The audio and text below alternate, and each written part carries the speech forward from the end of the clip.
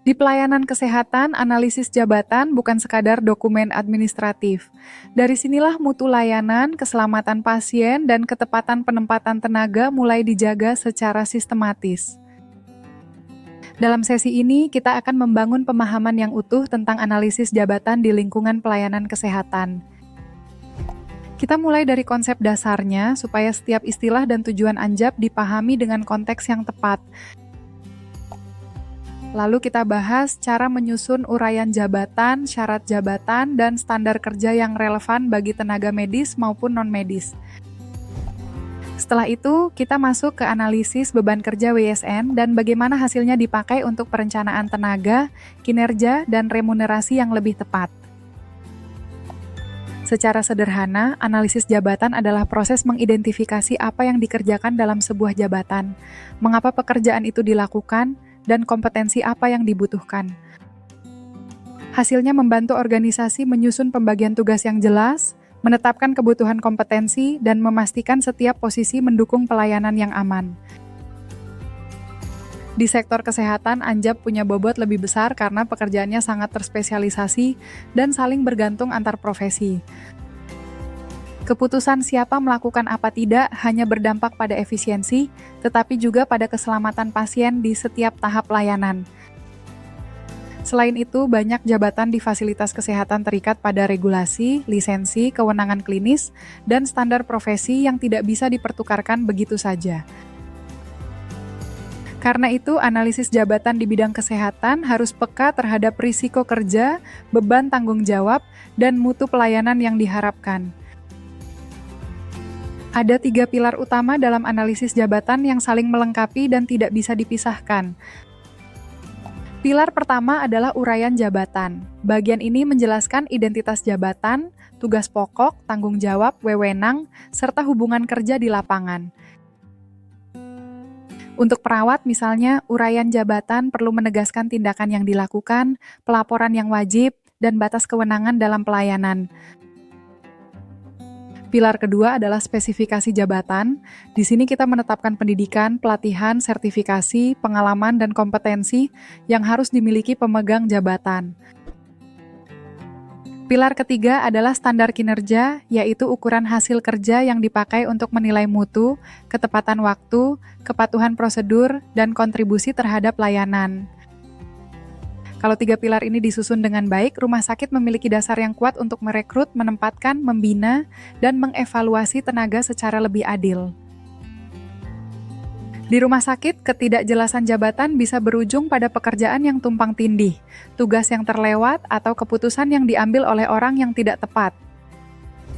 Risikonya nyata, pelayanan menjadi lambat, koordinasi melemah, dan peluang terjadinya medical error ikut meningkat. Analisis jabatan juga membantu menyeimbangkan distribusi staf, supaya unit yang sibuk tidak terus menanggung beban lebih besar dibanding unit lain.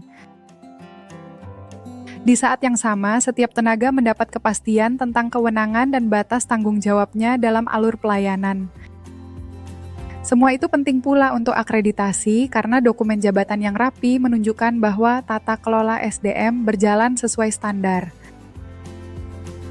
Agar hasil Anjab akurat, pengumpulan datanya harus melihat pekerjaan nyata, bukan hanya uraian yang ideal di atas kertas.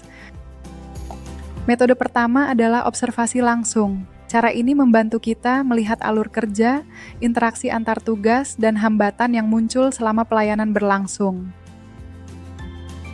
Metode kedua adalah wawancara terstruktur, supaya informasi tentang tugas, wewenang, kesulitan kerja, dan kompetensi bisa digali lebih mendalam dari pemangku jabatan maupun atasannya. Metode ketiga adalah logbook atau catatan harian. Ini berguna untuk menangkap frekuensi pekerjaan, variasi shift, dan beban yang berubah dari hari ke hari. Bila ketiga metode ini digabungkan, gambaran jabatan menjadi jauh lebih utuh dan lebih dekat dengan kondisi real di lapangan. Pelaksanaan analisis jabatan biasanya dimulai dari tahap persiapan, yaitu menetapkan tujuan, objek jabatan, tim pelaksana, dan jadwal kerja yang realistis. Setelah itu, tim masuk ke tahap pengumpulan data melalui observasi, wawancara, dan telaah dokumen pendukung. Data yang terkumpul lalu diverifikasi bersama kepala unit dan, bila perlu, komite profesi agar isi jabatan sesuai praktik dan kewenangan yang berlaku. Tahap berikutnya adalah pengolahan data, ketika informasi yang masih tersebar dirapikan menjadi uraian jabatan, syarat jabatan, dan indikator kinerja. Sesudah itu, dokumen dibahas kembali, untuk memastikan tidak ada tugas penting yang terlewat atau kewenangan yang salah tempat.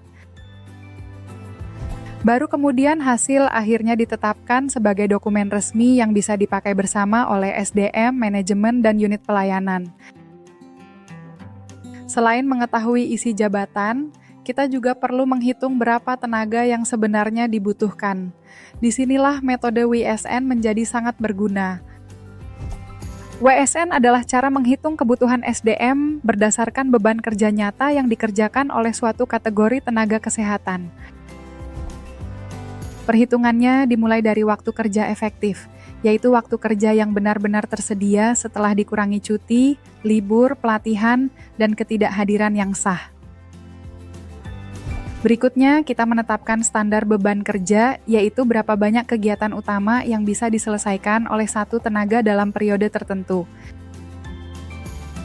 Kita juga memasukkan standar kelonggaran untuk kegiatan penunjang seperti rapat, koordinasi, pencatatan, atau tugas administratif lain yang memang menyita waktu.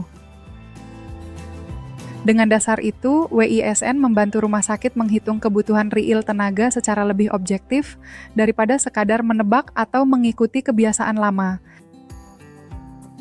Setelah angka WISN keluar, langkah berikutnya adalah membaca rasionya dengan tepat.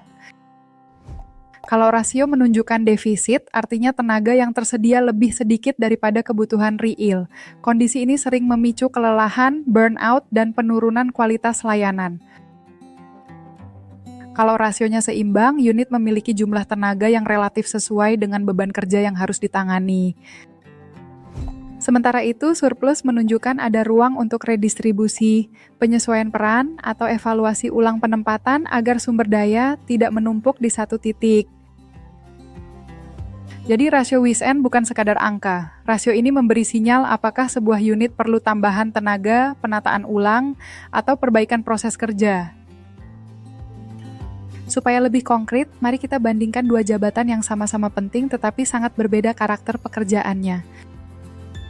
Perawat pelaksana ICU biasanya dituntut memiliki pendidikan profesi yang sesuai, kompetensi klinis, sertifikasi pendukung, serta kesiapan bekerja dalam situasi kritis. Tugas pokoknya berfokus pada pemantauan pasien, tindakan keperawatan, dokumentasi klinis, dan respons cepat saat kondisi berubah. Di sisi lain, perekam medis elektronik lebih menekankan ketelitian administrasi, penguasaan sistem, pemahaman alur data, dan kepatuhan pada kerahasiaan informasi kesehatan. Tugas pokoknya mencakup validasi data, pengelolaan dokumen elektronik, dukungan kelancaran coding atau klaim, dan menjaga mutu informasi pasien. Dari matriks seperti ini, organisasi bisa melihat bahwa pendidikan, sertifikasi, tanggung jawab, dan risiko kerja tiap jabatan memang harus dibedakan secara jelas. Ketika hasil anjap digabungkan dengan analisis beban kerja, rumah sakit bisa melihat kebutuhan tenaga dengan lebih tajam dan berbasis bukti. Misalnya, sebuah unit mungkin tampak cukup staf di atas kertas, tetapi ternyata mengalami defisit pada jam sibuk atau pada jenis tugas yang sangat spesifik. Kondisi ini sering terlihat pada unit rekam medis ketika fasilitas mulai bermigrasi ke sistem rekam medis elektronik. Beban kerja bertambah karena ada penyesuaian alur input, validasi data, pelatihan pengguna, dan pengendalian kualitas dokumen digital. Dari sini, manajemen bisa melihat bahwa kebutuhan tenaga bukan hanya soal jumlah orang, tetapi juga soal kompetensi yang sesuai dengan perubahan sistem kerja. Manfaat anjap tidak berhenti pada penyusunan dokumen. Hasilnya juga bisa dipakai untuk pengambilan keputusan manajerial yang lebih adil. Dalam evaluasi jabatan, organisasi dapat membandingkan bobot tanggung jawab, kompleksitas pekerjaan, kompetensi, dan risiko dari tiap posisi secara lebih objektif. Dasar ini penting saat menyusun remunerasi dan jasa pelayanan. supaya penghargaan tidak semata mengikuti kebiasaan, tetapi benar-benar mencerminkan kontribusi kerja. Ketika kriterianya jelas, keputusan menjadi lebih transparan dan lebih mudah dipertanggungjawabkan kepada tenaga maupun manajemen. Di era digital, analisis jabatan tidak bisa lagi dianggap sebagai dokumen yang sekali dibuat lalu selesai. Implementasi rekam medis elektronik mengubah alur kerja banyak unit, dari pelayanan klinis sampai administrasi dan pelaporan. Pada saat yang sama, kolaborasi interprofesional makin erat sehingga batas peran harus dirumuskan jelas tanpa menghambat kerja tim. Regulasi juga terus bergerak, ada pembaruan standar profesi, tata kelola data, dan ketentuan layanan yang perlu diterjemahkan ke dalam dokumen jabatan. Itulah sebabnya dokumen Anjab perlu ditinjau berkala agar tetap relevan dengan teknologi, organisasi, dan tuntutan pelayanan. Pada akhirnya, analisis jabatan adalah instrumen strategis yang membantu fasilitas kesehatan menata orang, pekerjaan, dan tanggung jawab secara lebih aman dan efektif. Karena itu, dokumen Anjab sebaiknya ditinjau secara berkala, minimal 2 tahun sekali atau lebih cepat saat ada perubahan teknologi dan proses pelayanan. Dengan begitu, keputusan tentang kebutuhan tenaga, kinerja, dan pengembangan organisasi tetap berpijak pada kondisi kerja yang nyata. Anjab yang hidup akan selalu lebih berguna daripada dokumen yang rapi, tetapi tidak pernah diperbarui. Demikian pembahasan kita tentang analisis jabatan SDM pada pelayanan kesehatan. Semoga materi ini membantu memperjelas langkah yang bisa diterapkan di unit kerja Anda.